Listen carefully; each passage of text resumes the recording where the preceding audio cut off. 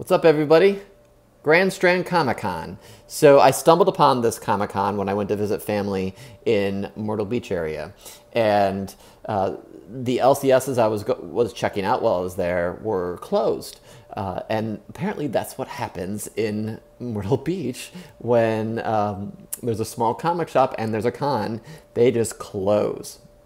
So the convention was a Saturday and Sunday, and I was able to go on Sunday because I didn't find out about the convention until Saturday afternoon, and I had arrived at Saturday at noon anyway. So I dragged my uncle, who used to collect comics but doesn't anymore, so he just came along for the ride.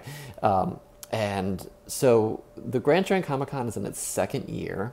It was at an old J.C. Penney's in a mall. J.C. Penney's is no longer there, and it basically was the perimeter of J.C. Penney's. There was some interesting cosplay. There was a man dressed up as Jason Voorhees from Friday the 13th there that you could just take your pictures with him for free. There was a bunch of dealers, a lot of comics, and then some of the other stuff too. Not a whole lot, but enough to keep me busy for 2 hours, which is basically my attention span for these smaller cons. So I did a perimeter walk, and then I stopped at one booth and just started looking.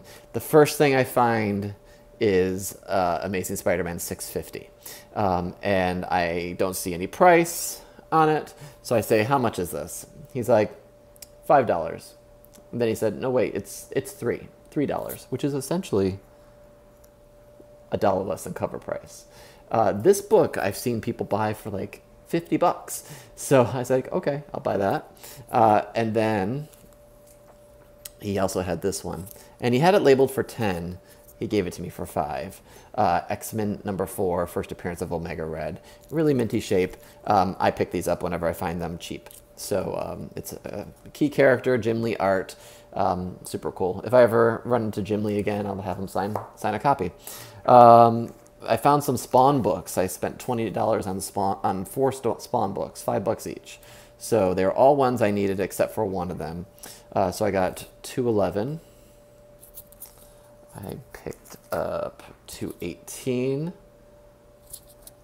And these ones in the 200s are lower print run. They're harder to find. 210. And I picked up another copy of 219, which is a lower print one. This is one of the lowest, I would assume. I don't love the cover, but for $5, why not? And then, let's see here. So I picked up, I've never seen this before, for $10, Cable #5, Mark Silvestri cover. Super cool cover. I love Mark Silvestri's work. He doesn't get a lot of exposure lately.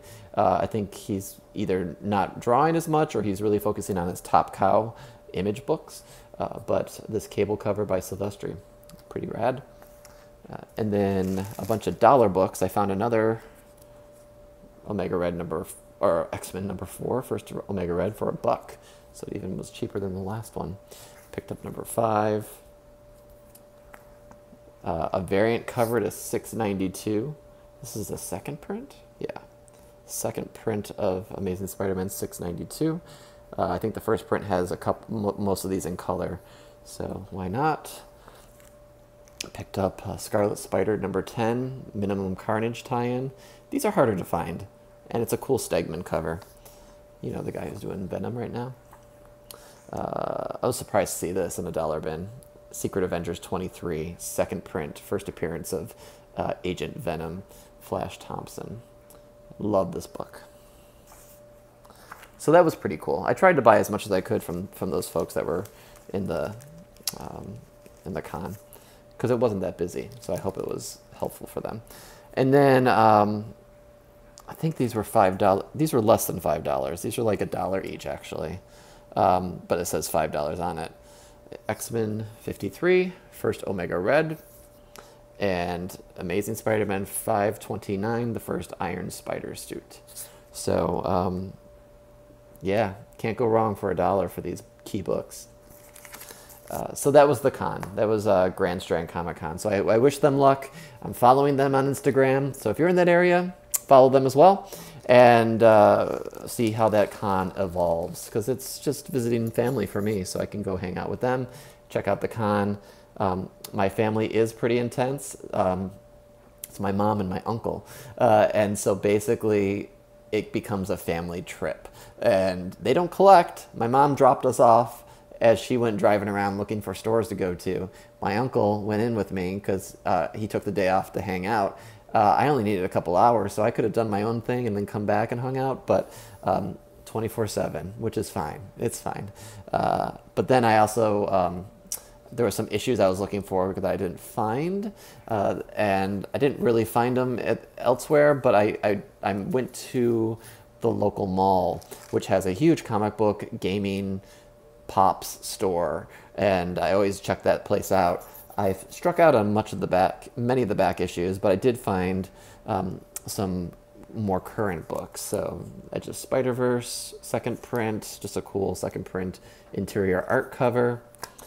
I found for cover price Daredevil 610. This was picking up steam. It's not as much anymore. I love the second print Amazing Spider-Man #5, Ryan Ottley Craven cover. That's pretty cool.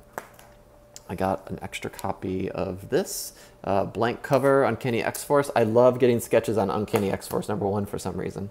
And then for less than $4, because there was a discount, I bought Justice League #30. First Jessica Cruz, I believe.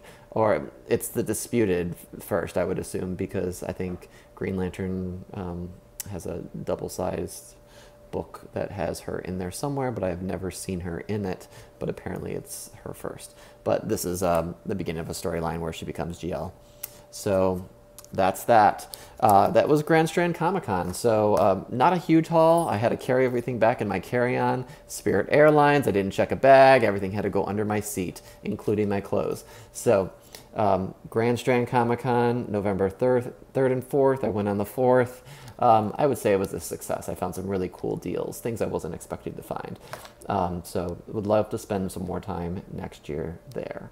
So thanks for watching, everyone. If you went to the con, if you're from Myrtle Beach area, South Carolina, North Carolina, hit me up in the comments. Let me know if you went. Let me know what you found out or picked up at the con. So thanks, everyone. Take care.